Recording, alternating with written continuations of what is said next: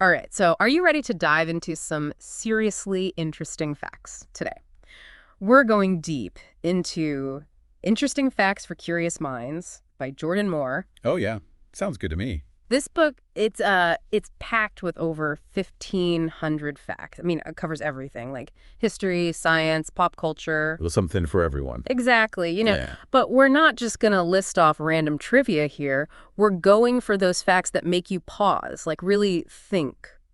The kind that spark your curiosity and give you a whole new perspective. Yeah, like those hidden gems of knowledge you stumble upon. You're just like, wait a minute, I never knew that. Exactly. Okay, so one chapter that really caught my eye was eccentric dictators. And there's this one fact about Mobutu Sese Seko, the dictator of Zaire, now the Democratic Republic of the Congo. It's just Okay. wild. Oh, yeah, Mobutu. He was known for his, let's just say, unique approach to public image. Unique is one way to put it. The book says he forced the national news to show him descending from the clouds, like literally descending from the clouds in their opening credits. Oh, yeah, I remember reading about that. It's just mind-blowing. I mean, can you imagine the impact that would have on the people watching? Like every day you turn on the news and there's your leader coming down from the heavens. Well, yeah, you have to consider the psychological effect of constantly seeing your leader presented in such a godlike manner. Yeah. I mean, it definitely creates a certain perception of power and authority. And it's not just Mobutu. Throughout history, so many leaders have used similar tactics to shape their image and maintain control. Yeah. Think about the massive rallies and the carefully crafted speeches we see even in modern politics. Right. It's like this age-old playbook for power, and it still works today. It really makes you think about how we perceive those in power. Okay, so from dictators, let's jump to something else that's pretty fascinating wealth. The book talks about King Croesus, who is often considered the richest man ever. Yeah, Croesus. He ruled the ancient kingdom of Lydia, and his wealth, it came mainly from electrum mines. Electrum mines? I don't think I've ever heard of electrum. What is that? It's actually a naturally occurring alloy of gold and silver that was super valuable back then. Croesus, he was so wealthy that his name became basically synonymous with like lavishness and just, abundance. I vaguely remember learning about him in history class, but I had no clue electrum was the key to his fortune. It's amazing how certain resources have held such value throughout history. And it makes you wonder, how would someone like Croesus compare to the wealthiest people today? Like an Elon Musk. That's a really interesting question. I mean, their sources of wealth are totally different. Croesus had electrum mines, Musk has technology and innovation. But that idea of amassing such enormous fortunes, it's a constant throughout history. It really makes you think about the impact these individuals have on society, both good and bad. For sure. And speaking of impact, one thing that always seems to be on people's minds is inflation. The book mentions this crazy example, the Antonine Plague in the Roman Empire. Apparently, it caused a 15,000% inflation rate.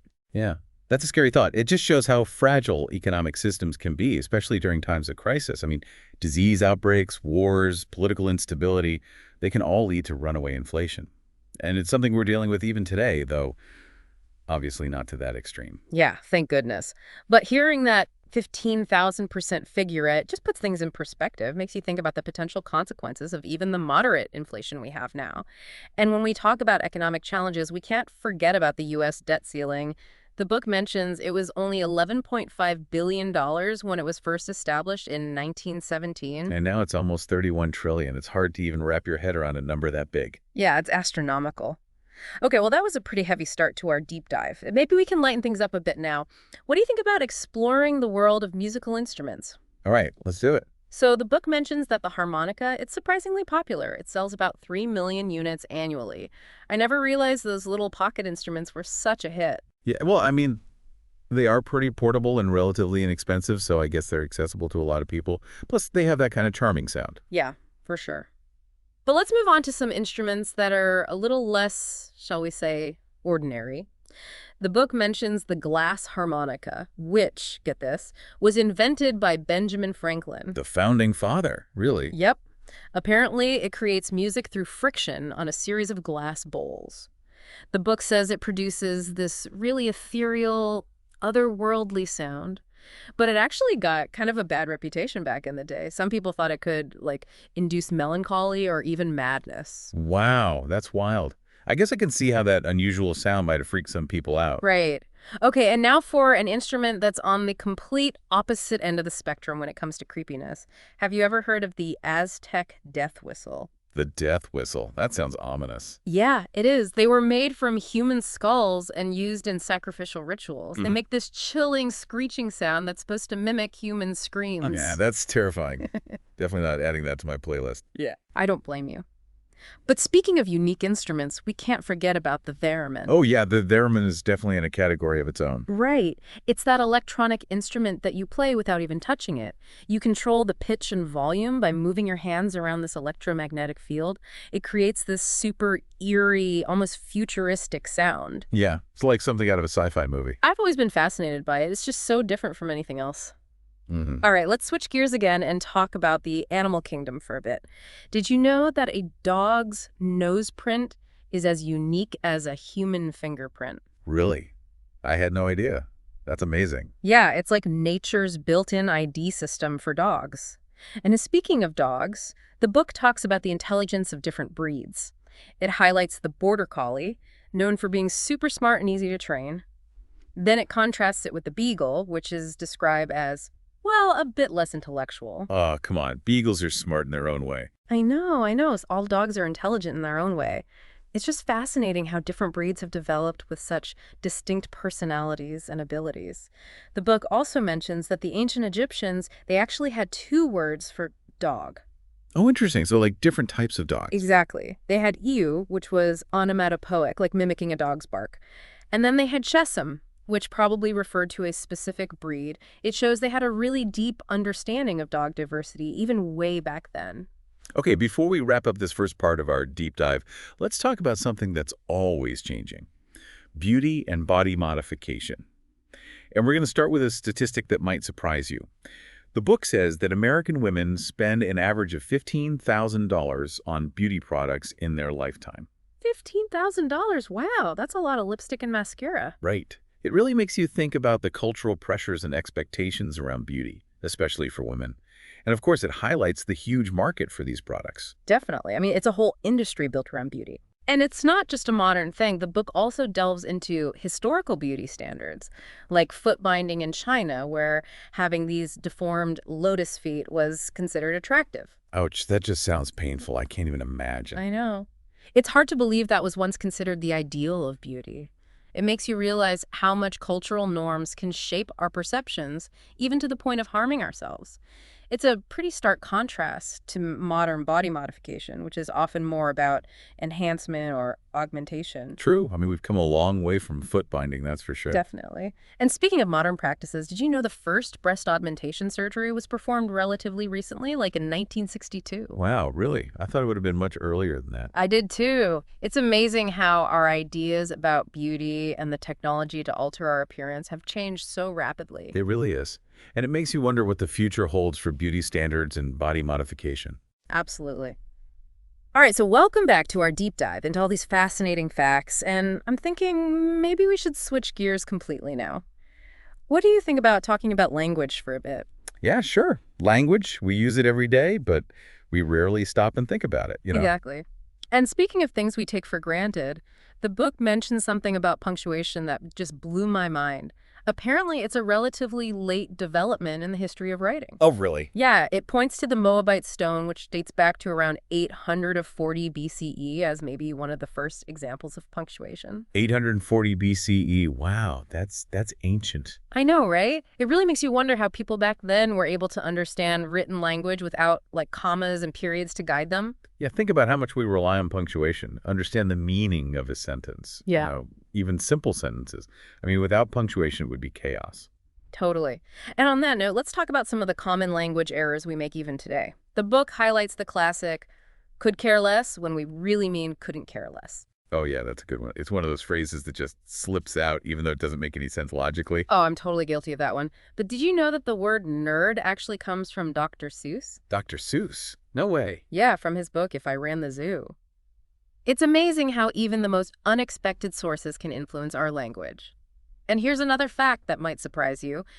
The U.S., unlike a lot of other countries, doesn't have an official language. Huh, that's interesting. I always just assumed English was the official language. Nope, never been officially designated. It really speaks to the whole, melting pot history of the country. Okay, enough with the serious stuff. Let's talk about something a little more fun, gambling. Okay, I'm game. Well, buckle up, because this is a good one. The book says the ancient Egyptians were some of the first gamblers. And get this, they were the first to use dice. They even had their own term for snake eyes. They called it a dog throw. A dog throat. That's hilarious. It makes you wonder if they had any lucky charms back then, just like we do today. Speaking of games of chance, the book also talks about the evolution of gambling machines. You know, from that early poker-based one, the Sitman and Pit machine, all the way to the modern slot machines we see in casinos everywhere now. Yeah, it's amazing how far technology has come. Those early machines were pretty basic compared to the ones we have now, with all the flashing lights and sound effects and bonus rounds. It's a whole experience now, and you know what else? They even have slot machine tournaments these days. Slot machine tournaments. Now that's something I'd like to see. Right, imagine trying to outspin a room full of people. And of course, we can't forget about the whole sports betting thing that's exploded in the US recently. Oh yeah, after that Supreme Court ruling in 2018, legal sports betting has just taken off like crazy. It's become this multi-billion-dollar industry. It's wild how much things can change in just a few years. Okay, I think I'm ready for another change of pace. What do you say we delve into the world of religion? Sure, sounds good to me. So, the book mentions something about the Mormon church that I found really interesting. They have thousands of churches all over the world, but apparently they only have 170 temples globally. Why is that? Well, it's because Mormon temples are different from regular churches. Temples are considered sacred spaces that are only used for special ceremonies and ordinances. You know, things like marriage and baptisms for deceased ancestors. So they're not for like weekly worship services? No, not really. They're more for these specific rituals and practices that are central to the Mormon faith. That makes sense. While we're on the topic of religious buildings, I have to mention the Karnak Temple in Luxor, Egypt. The book describes it as the largest religious complex in the world. Wow, I bet that's an incredible sight to see. It must be massive. Yeah, I can only imagine the grandeur and scale of a place dedicated to all those different gods and goddesses. And think about how long it took to build something like that, spanning centuries of construction and expansion. It's mind-boggling. Totally. It really speaks to the dedication and, the artistic skill of the people who built it. For sure. But now, get this, on the completely opposite end of the spectrum. The book mentions the smallest church in the world. It's called Santa Isabel de Hungría, and it's in Spain. Okay, and how small are we talking here? Under 6 square feet. It's so tiny it can barely fit one person inside. That's hilarious. It's like a little prayer closet. I know, right? From the monumental to the miniature, the world of religion has it all. It does. It's a testament to the diversity of human belief and the power of faith. Well, we've certainly covered a lot of ground in this deep dive into interesting facts for curious minds, haven't we? From eccentric dictators and ancient fortunes to the evolution of language and the vast world of religion, it's incredible how much there is to learn from just one book. Absolutely. And you know what? We've only just scratched the surface. There are so many other fascinating facts packed into these pages. It really makes you think about all the things we take for granted, you know? Like, who knew that punctuation was such a recent invention in the grand scheme of things? Or that Dr. Seuss is responsible for the word nerd? Right. Or that the ancient Egyptians were already rolling dice and talking about dog throws thousands of years ago. It's like some things never change. I know, it's crazy. It really makes you feel connected to people throughout history, you know? So I'm curious, what was the most surprising fact you came across today? That's a tough one. Oh. There were so many. I think the one that really stood out to me was the Aztec death whistle made from a human skull. It's just so creepy, but I can't stop thinking about it. What about you? I think for me it was the statistic about American women spending an average of $15,000 on beauty products in their lifetime. It's a pretty staggering number when you think about it. It is. It says a lot about the power of societal norms and the marketing of beauty. Absolutely. And that's what I appreciate about this book. It makes you think about things in a new way, even the things that seem ordinary at first glance. Yeah, like Jordan Moore says in the introduction, his aim is to spark conversations and give you some fun facts to share with others. And I think we've definitely accomplished that today. For sure. So to all our listeners out there, I encourage you to keep those minds curious. Pay attention to the details, ask questions, and don't be afraid to explore the things that interest you. You never know what you might discover. That's right, because fascinating facts and amazing stories are everywhere. All you have to do is look for them. Well, that's it for our deep dive into interesting facts for curious minds. Until next time, keep exploring and keep learning.